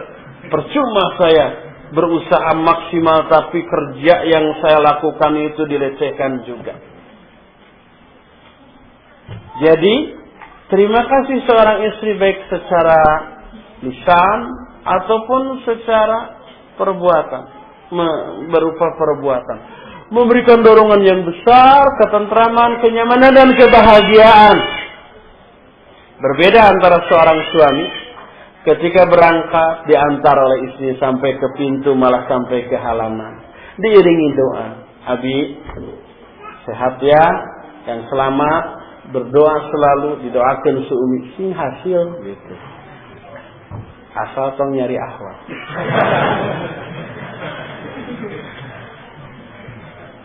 Suami akan berangkat dengan hati penuh bahagia, penuh harapan, karena diiringi dengan doa sang istri. Begitu pulang, ngebel, sudah pulang sekian menit lagi datang, istrinya sudah menjemput di halaman. Wah, itu kebahagiaannya luar biasa. Lain halnya kalau pas suami mau pergi, istrinya lagi nyuci, "Mah, bapak pergi dulu." "Ya, Jung." Bapak aja nyuci. Cuek aja kayak bebek. Wah, ini kayaknya saya ini perginya tidak dikhawatirkan, pulangnya juga tidak dirindukan, ya begitu. Pas pulang, saya pulang cuek aja siap, nggak nanya, nggak apa bagaimana di jalan, bagaimana pekerjaan dan seterusnya. Itu tidak memberi kebahagiaan, bahkan memberikan rasa sumpah. Harus cuek banget nih si istri. Jadi rasa terima kasih seorang istri kepada suami memiliki dampak yang besar bagi keharmonisan dan keutuhan serta kenyamanan dan kebahagiaan rumah tangga, dan sebaliknya tidak berterima kasihnya si istri memberikan dampak yang sebaliknya. Kalau si istri dan suami terlihat mesra, romantis, kemudian akrab, kemudian happy, bahagia, kebahagiaan ini dilihat oleh anak-anak. Bagaimana perasaan anak-anak? Happy juga. Aduh, si mama sama si bapak lagi happy. Kita juga senang happy, anak-anaknya juga. Sebaliknya kalau umpamanya orang tuanya kelihatan pak baut-baut, pak cemberut-cemberut, kelihatan dingin, apa ada dampaknya nggak kepada si anak? Ada. Si anak juga jadi pusing. Kenapa ini si bapak dan si ibu begitu ya? Biar saya. Udahlah, nggak mau berumah tangga aja. 5 tahun sudah mikir rumah tangga ya.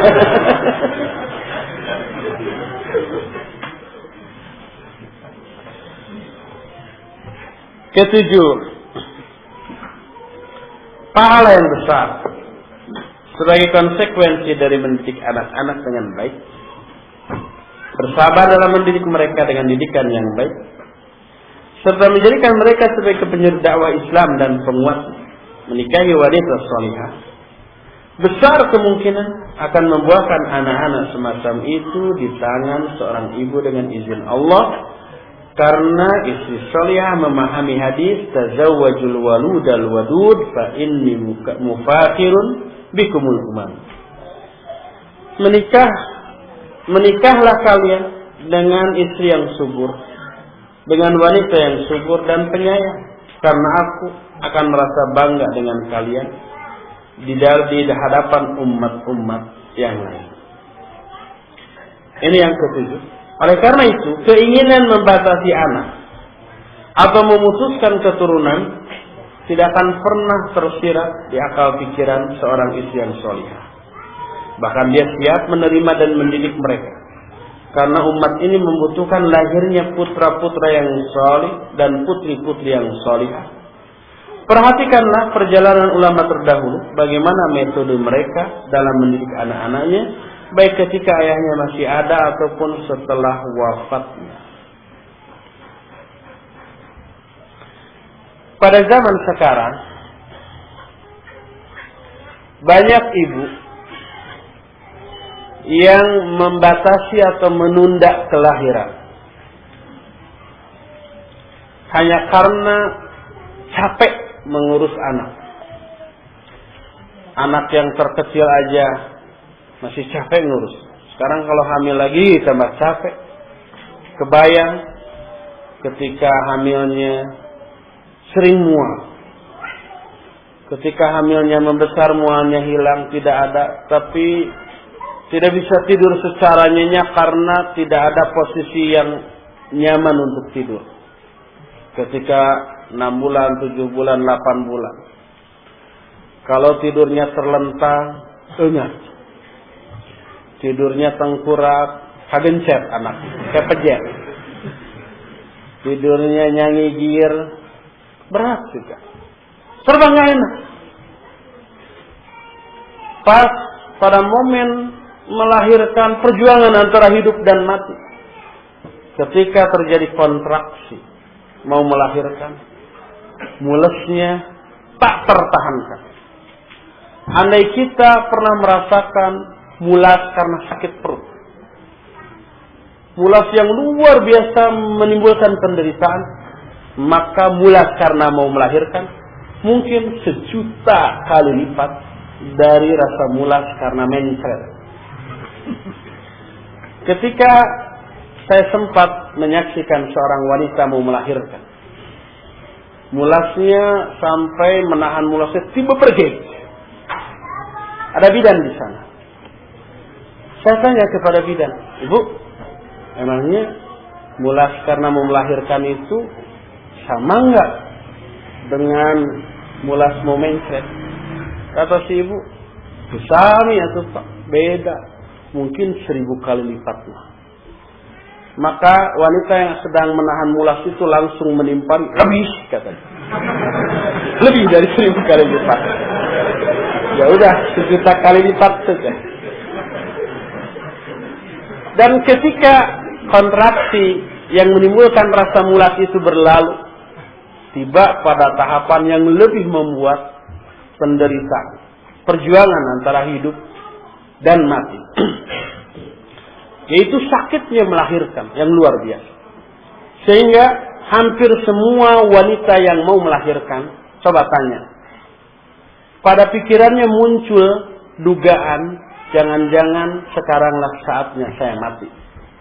Setiap akan melahirkan akan begitu. Buah-buah ayana ya dipundut kuno kawasan. Nah, seperti itu. Nah, penderitaan seperti itu tidak bisa ditebus dengan apapun kecuali dengan pengampunan dosa dari Allah Subhanahu wa taala. Seusai melahirkan, penderitaan seorang istri belum juga berakhir. Dia harus mengurus anaknya.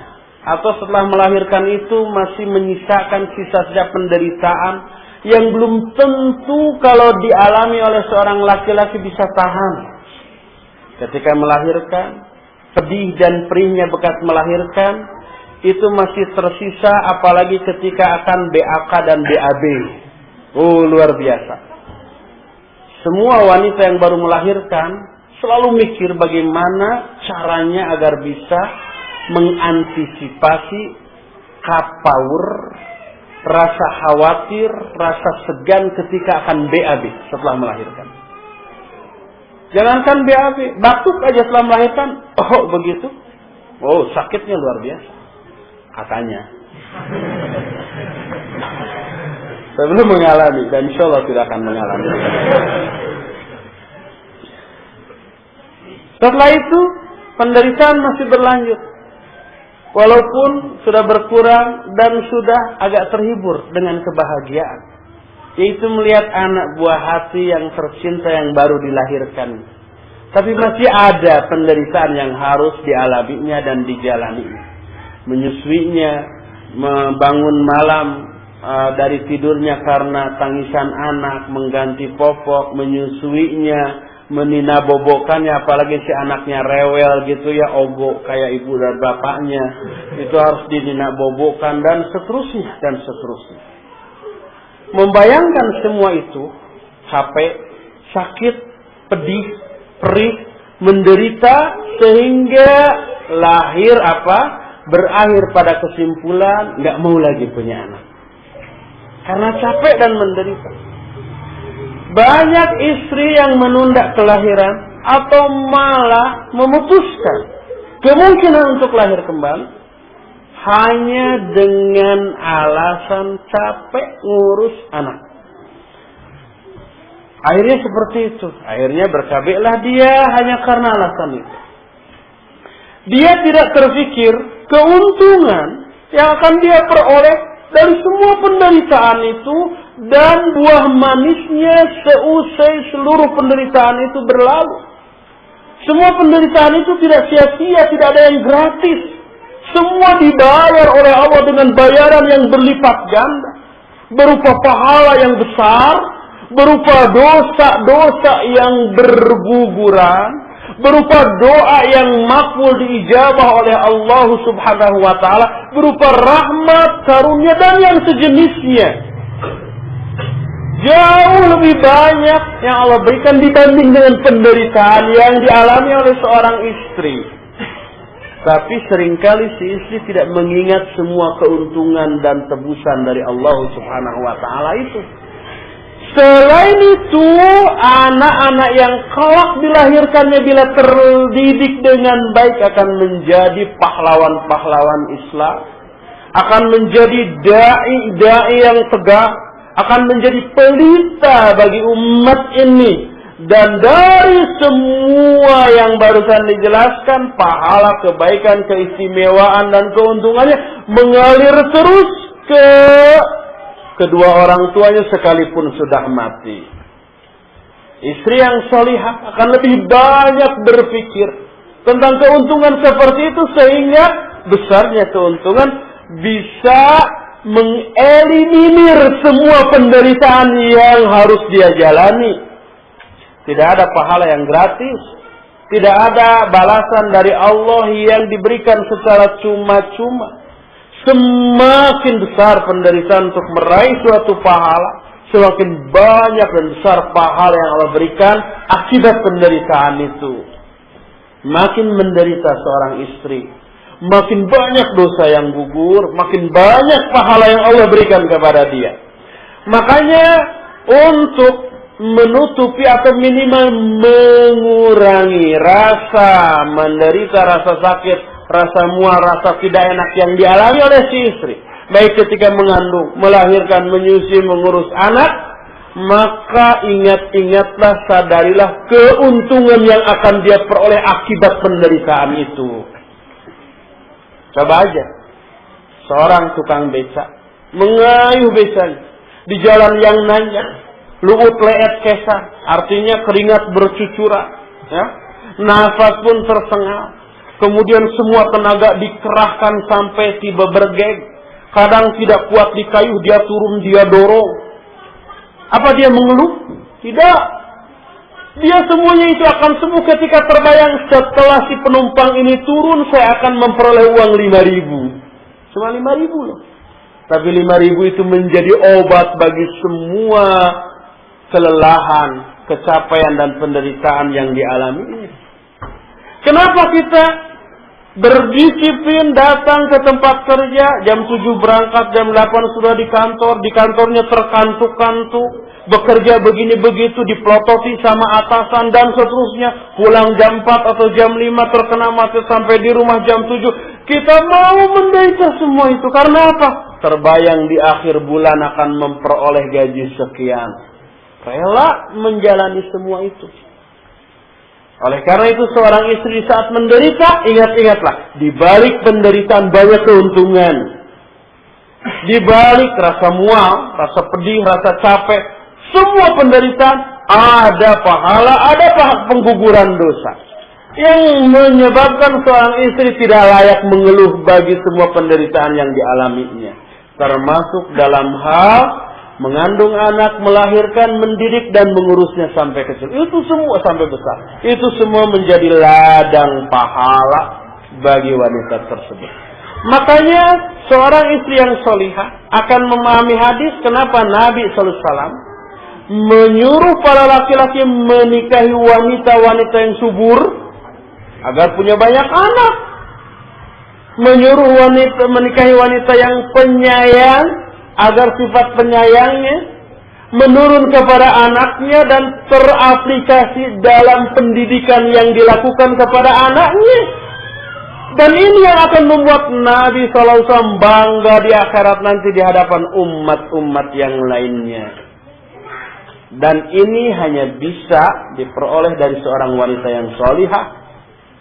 Disinilah pentingnya seorang suami memilih calon istri yang solihah agar dia tidak mengeluh dengan semua penderitaan yang dialaminya karena mengandung seorang anak, melahirkan dan mendidik serta membinanya.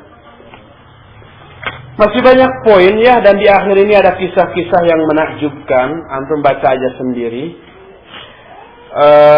Walaupun masih banyak, tapi waktu yang tersisa untuk saya tinggal amat sangat sedikit sekali untuk poin ini. Ba'da asar nanti kita tidak akan melanjutkan ini, tapi akan masuk kepada materi lain, yaitu biografi Ummahatul Mukminin. Dan sekalipun buku ini belum tuntas, tapi karena waktu sudah habis, maka saya cukupkan penjelasan ini sampai di sini. Dan sisa waktu yang ada kita akan gunakan untuk tanya jawab.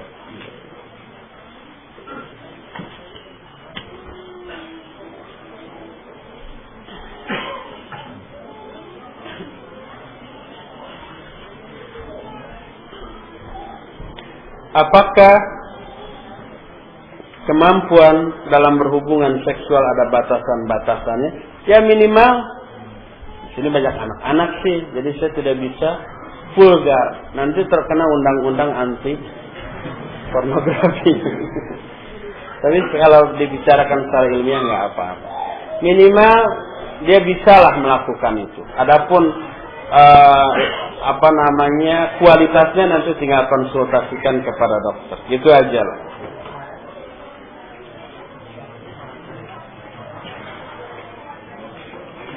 Apabila ingin melakukan ta'aruf, bolehkah kita menghubungi akhwat tersebut secara langsung tanpa perantara? Karena pada masa lampau pernah mengenal dekat akhwat tersebut. Boleh. Asal pertama hindarkan berkholwat, berdua-dua. Kedua, hindarkan saling tatap. Karena Al-Quran melarang itu. Kullil mu'minin yaghuddu min absarihim wa kullil mu'minat yaghuddna min absarihinna. Jadi laki-laki dan wanita yang mukmin dan mukminat harus menundukkan, wajib menundukkan pandangan. Tidak saling melirik, apalagi bertatapan, dan tidak berkholwat atau berdua-dua, tidak juga berikhtilat, dan tidak melakukan pembicaraan dengan isi pembicaraan yang bisa menyeret mereka berdua kepada maksiat. Maka bila semua itu terpenuhi, boleh bertemu. Cuma pikirkan apa mungkin bertemu tapi tidak boleh berdua-dua. Itu aja secara teknis harus dipikirkan.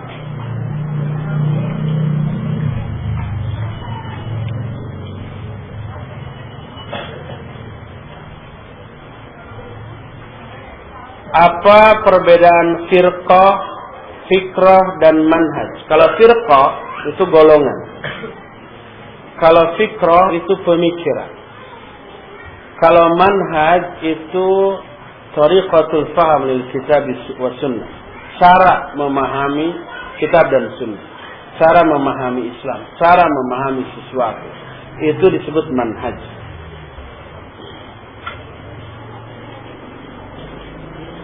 Jika ada suami yang ingin menceraikan istrinya, tahapan-tahapan apa saja sebelum sampai menjatuhkan talak? Pertama, sebelum istrinya berbuat nusyuz, dia harus membina dan mendidiknya. Setelah istri melakukan nusyuz, membangkang kepada suami, dia harus menasihatinya. Setelah dinasihati tidak menurut tetap membangkang kepada suaminya, maka dia boleh dan dia harus memisahkan istrinya dari tempat tidur. Wahjuruhunna fil madhaji. Pisah tempat tidur, tidak tidur bareng, asal harus kuat mental. Setelah dibegitukan masih tetap kekeh-kekeh, seorang suami boleh memukul istri. Wadribuhunna, pukullah mereka. Nah, setelah dipukul tetap tidak berubah. Pas ketika dipukul malah nangis, terus pasang kuda-kuda. Itu mah sudah parah.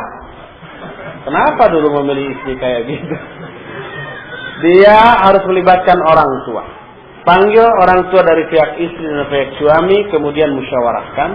Setelah mencapai deadlock apa ya? Tidak ada kata sepakat, kekeh, tidak bisa bersatu, ya barulah jatuh talak satu. Apakah istri boleh menuntut cerai? Kalau ada alasan syar'i boleh. Umpamanya suaminya mandul atau impoten, boleh menuntut cerai. Setelah melalui pemeriksaan medis tentu saja, bukan hanya tuduhan, ya. Wah, nggak punya anak ini mandul, berat. Cerai, padahal dia yang mandul umpamanya. Atau si suaminya zalim. Umpamanya nyambal kurang garam aja, langsung si sambalnya dicolikin ke matanya. Menggoreng umpamanya telur keasinan, langsung isi istrinya yang digoreng. Zalim lah pokoknya. Boleh menuntut cerai seperti itu.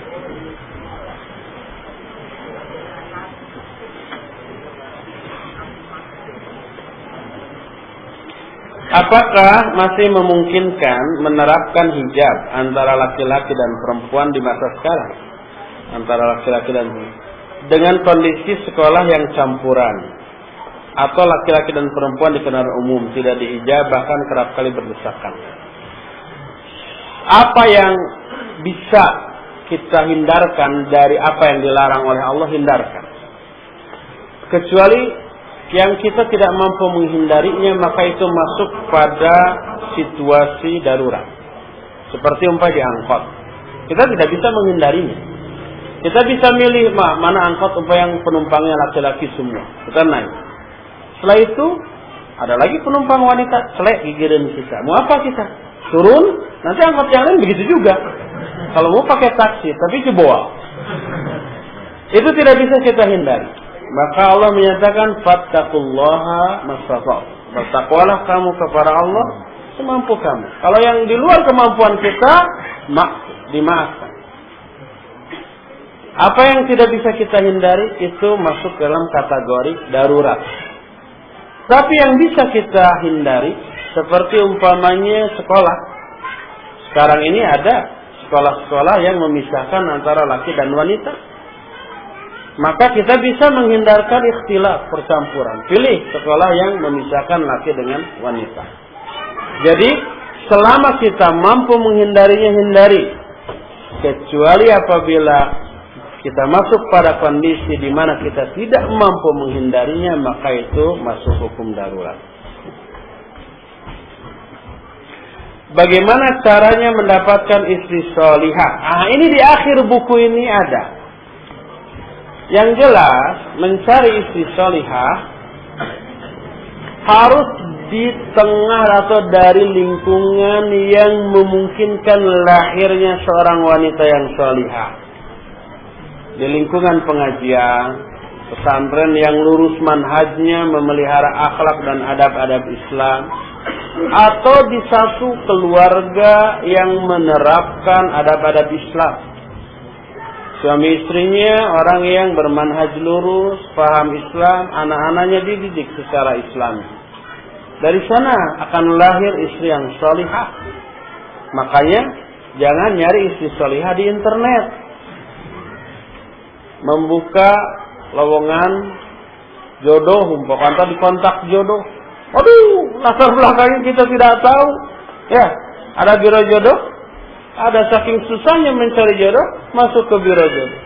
Kita nggak tahu siapa dia, latar belakangnya, dan mungkin saja data yang dia masukkan ke dalam lembaga tersebut tidak benar. Tidak mungkin lah. Jadi, di mana kita mendapatkan istri yang salihah? Di lingkungan yang salih tentu saja. Mana lingkungan saleh? Bisa pesantren, bisa pengajian yang intensif seperti ini diadakan tiap hari umpamanya. Bisa aja mungkin. Atau di satu keluarga yang menerapkan adab-adab Islam.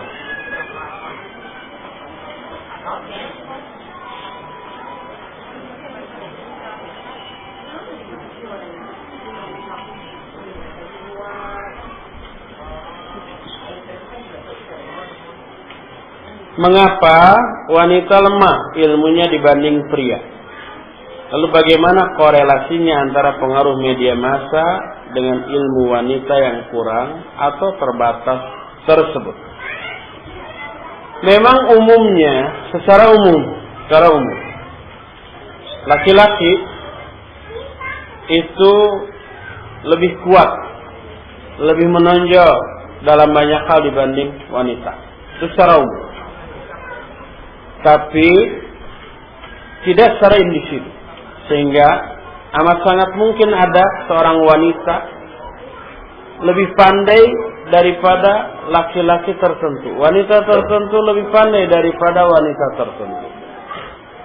Wanita tertentu lebih pandai dari laki-laki tertentu. Wanita tertentu lebih kuat, lebih jagoan daripada laki-laki tertentu secara personal. Seperti Aisyah radhiyallahu anha yang nanti akan diceritakan ketika membahas Ummahatul Mukminin. Beliau menjadi guru di bidang tafsir, di bidang hadis, di bidang faraid, bahkan di bidang kedokteran. Yang menjadi murid-muridnya adalah laki-laki dan banyak lagi yang lainnya. Jadi ada individu tertentu dari kalangan wanita yang lebih pandai, lebih menonjol dibanding umumnya laki-laki. Tapi secara umum, laki-laki lebih pandai daripada wanita berdasarkan nas ayat dan nas hadis. Kata Nabi SAW, aku tidak pernah melihat makhluk yang lebih lemah akalnya dan lebih kurang agamanya. Kurang agamanya dan kurang akalnya daripada wanita. Ditanyakan kenapa demikian? Kata Nabi SAW, bukankah seorang wanita kalau sedang haid dia tidak boleh sholat, tidak boleh saum, dan itu adalah bukti kurangnya agama wanita. Dan bukankah saksi dua orang wanita sebanding dengan saksi seorang laki-laki? Dan ini menunjukkan kurangnya akal wanita. Ini secara umum seperti itu.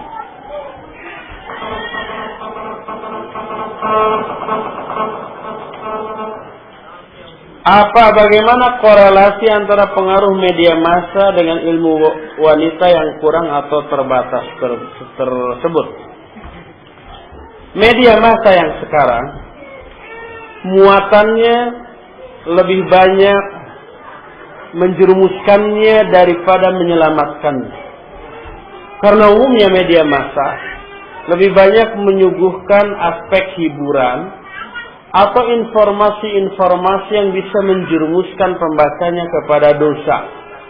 Lebih banyak menyuguhkan tentang gosip, tentang isu, tentang perselingkuhan, tentang umpamanya pornografi,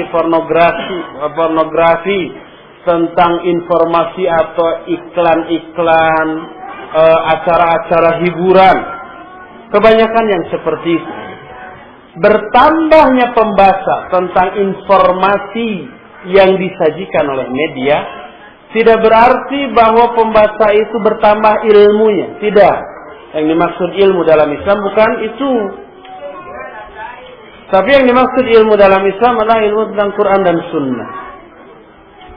Oleh karena itu, media massa tidak memberi tambahan ilmu apapun kepada orang yang menikmatinya, kecuali hanya menambah informasi tentang kasus peristiwa yang sering dijadikan bekal atau bahan untuk berbuat dosa.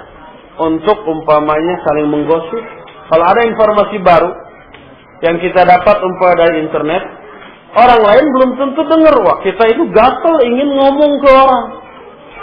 Dan ingin dianggap kitalah orang yang pertama kali mengetahuinya, menyebarkannya, disebut sumber beritanya. Kan begitu. Ini bukan ilmu sama sekali. Oleh karena itulah tidak ada kaitan antara ilmu dengan media massa.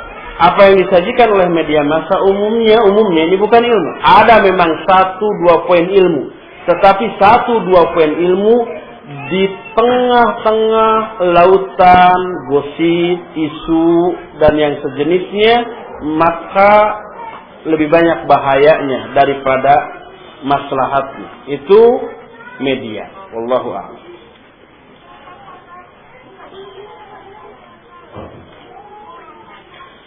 Nikahilah wanita karena 4 alasan, tapi harus lebih memprioritaskan pada agama. Bagaimana bagi ikhwan yang telah terlanjur menikahi wanita yang tidak baik agamanya? Puasa. Dan tidak mau dinasihati. Serta berapa lama kesabaran kita untuk menasihatinya?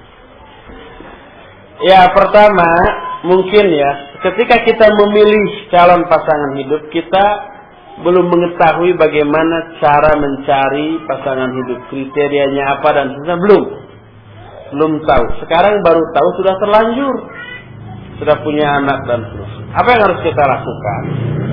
Yang harus kita lakukan, berusaha memperbaiki apa yang harus diperbaiki dari diri seorang istri.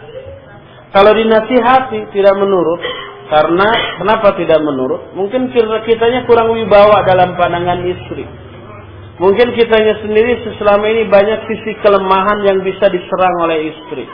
Sehingga ketika kita ngomong menasihati, nggak ada pengaruhnya. Maka usaha kita tidak cukup sampai di sana. Ajak istri ke pengajian. Supaya istri juga di pengajian mendengar nasihat ustadz yang mengajar. Pertama itu. Kedua, melihat lingkungan, kawan-kawannya, ikhwan akhwatnya. Ketiga, di pengajian seperti ini tidak ada rahmat, ada hidayah, ada taufik yang Allah turunkan kepada orang-orang yang hadir. Ajak. Sekali nggak ada pengaruh, 2 kali, terus sampai puluhan kali, ratusan kali, ribuan kali, sampai seumur hidup kita. Insya Allah akan ada perubahan. Minimal kita ada pahala dan ada usaha di sana. Jadi kalau hanya dengan nasihat tidak ada pengaruh yang signifikan, tidak ada perubahan, maka jangan cukup nasihat. Ajak ke pengajian. Kalau diajak ke pengajian susah, tidak mau, cari cara lain. Umpamanya kita ambil kaset ceramah atau VCD-nya atau CD MP3 atau MP4 atau apa saja. Kemudian kita setel di rumah, dengar sama-sama dengan istri. Insya Allah itu bisa mengundang rahmat. Kalau istri nggak mau dengar, maka pura-pura kita aja dengar sendiri, tapi kerasin, biar istri dengar juga. Sekali nggak mau dengar, 2 kali, 3 kali, siapa tahu 10 kali baru dia mau dengar. Akhirnya loh, ini ustaznya menyenangkan banget ya. Di mana sih pengajiannya? Nah, baru suami ada peluang. Oh, mau tahu? Yuk ikut dengan saya. Barulah dia. Banyak orang yang ketika diajak ngaji nggak mau, diajak ngaji nggak mau, disetelkan kaset. Pertama nggak mau dengar, kedua nggak mau dengar, ketiga dia dengar juga. Ternyata senang, ternyata ada sentuhan ke dalam hatinya. Akhirnya baru bertanya, Ustaz siapa namanya? Pengajiannya di mana? Kayaknya menyenangkan ya, dan gini. Ingin tahu kayak gimana? Akhirnya diajak oleh suaminya, akhirnya ngaji terus. Ada yang seperti itu. Ibnu Taimiyah tidak menikah. Bagaimana kaitannya dengan hadis yang disebutkan tadi? Harus dibedakan antara tidak menikah dengan tidak mau menikah. Ibnu Taimiyah tidak menikah bukan tidak mau, tapi nggak sempat. Juga bukan tidak laku. Tapi Sekali lagi tidak sempat karena seluruh waktu beliau habis untuk dakwah, belajar ilmu, menyebarkan ilmu, berjihad, keluar masuk penjara untuk membela kebenaran, bahkan sampai matinya pun di dalam penjara dalam keadaan sujud. Imam An-Nawawi rahimahullah juga tidak menikah, bukan karena tidak laku, bukan juga karena tidak mau, tapi nggak sempat. Imam Ahmad bin Hanbal termasuk Golkar, golongan karungha. Artinya telat 40 tahun baru nikah. Kita mah 40 tahun sudah punya anak 10, ini baru menikah. Dan ketika menikah disodorkan 2 orang adik kakak. Adiknya cantik, kakaknya cacat, picak sebelah, pecak kata orang Sunda. Imam Ahmad tidak melihat fisik.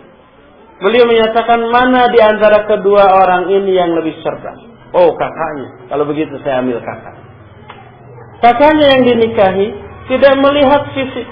Fisiknya lebih cantik adiknya, tapi dilihat kecerdasan. Itulah yang beliau pilih.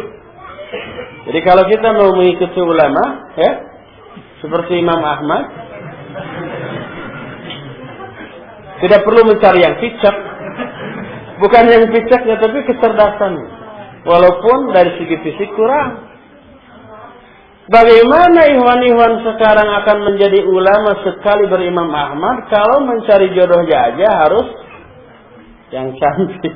Ketika sudah nazar nggak cantik nggak jadi. Bagaimana mau bisa jadi Imam Ahmad?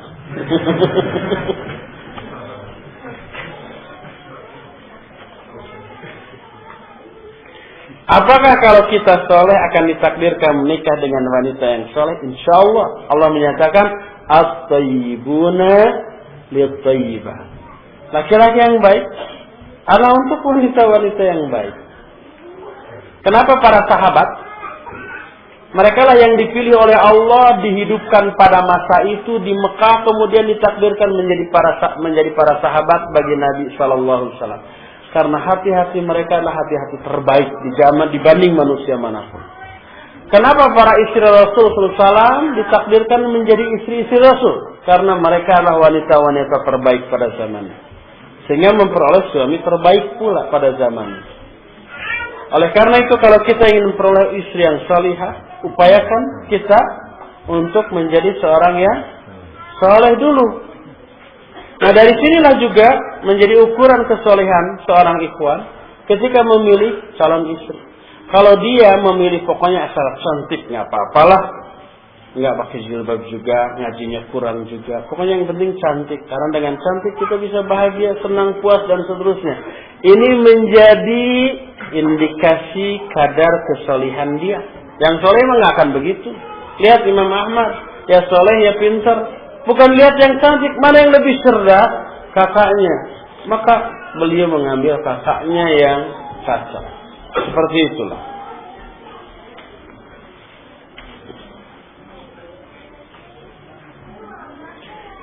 Saya sudah pernah melamar beberapa akhwat. Tapi semuanya ditolak. Apa yang harus saya lakukan agar tidak membujang? Ngelamar terus. Mungkin baru 2 atau 3. Mungkin nanti ke 10-nya baru. Ada ikhwan ngelamar seorang ditolak. Sakit hati.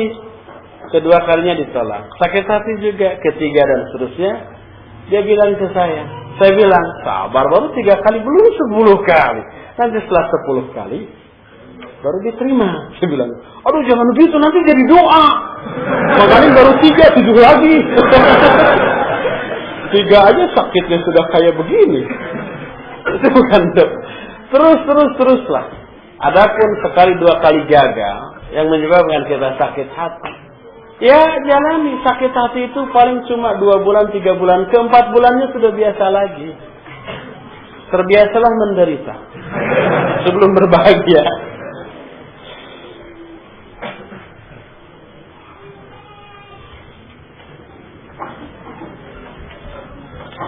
Ana memiliki teman dia tidak ingin menikah karena pernah disakiti wanita. Apa yang sebaiknya Anda lakukan untuk membujuknya agar tidak mau menikah? Ya, banyak laki-laki atau wanita yang trauma, ya, punya salon, bahkan sudah tunangan, kemudian disakiti, umpamanya diputuskan sepihak, kemudian dia trauma, kemudian berazam atau bertekad tidak akan menikah selama-lamanya. Ini salah besar. Pertama, harus diyakini bahwa menikah bukan semata-mata pelampiasan syahwat. Bukan semata-mata penyaluran rasa cinta, rasa kasih sayang. Tapi lebih dari itu. Di balik pernikahan banyak tujuan mulia. Nah, ini tujuan mulia dari pernikahan yang perlu kita bahas. Ada beberapa poin dari tujuan pernikahan. Selain umpamanya menjaga kehormatan kita, ya, kemudian melaksanakan sunnah Rasul, kemudian juga menikah itu dan banyak lagi lah, ya, banyak. Nah, itu pertama. Kedua, rasa cinta syahwati itu bersifat semu, sementara.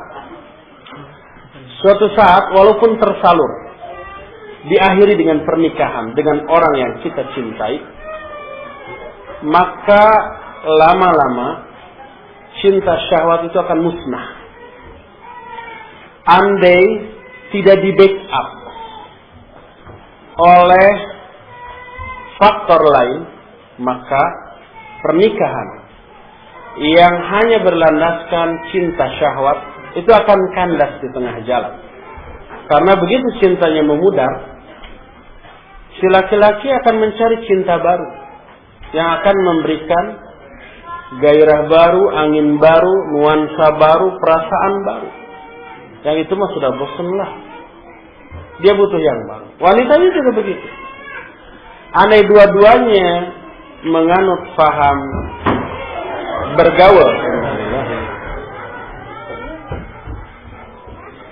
andai dua-duanya menganut paham bergaul secara bebas, bisa-bisa dua-duanya mencari pasangan baru. Inilah perselingkuhan. Seperti yang banyak terjadi di lingkungan-lingkungan tertentu di dunia ini.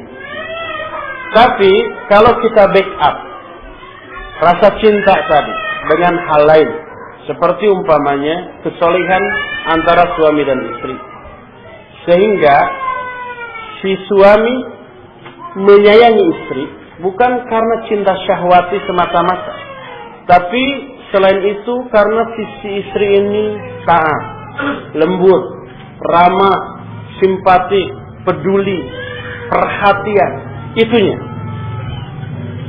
Maka ketika cinta syahwati pudar, itu terbackup oleh perasaan suka, sayang, simpati karena kebaikan akhlak si istri.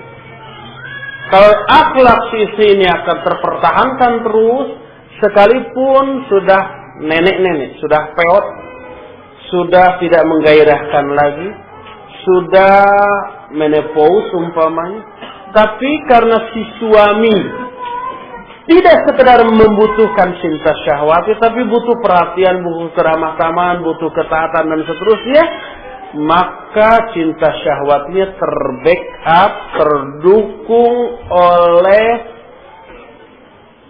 perasaan sayang, simpati karena kemuliaan akhlak tadi. Akan langgenglah rumah tangga tadi.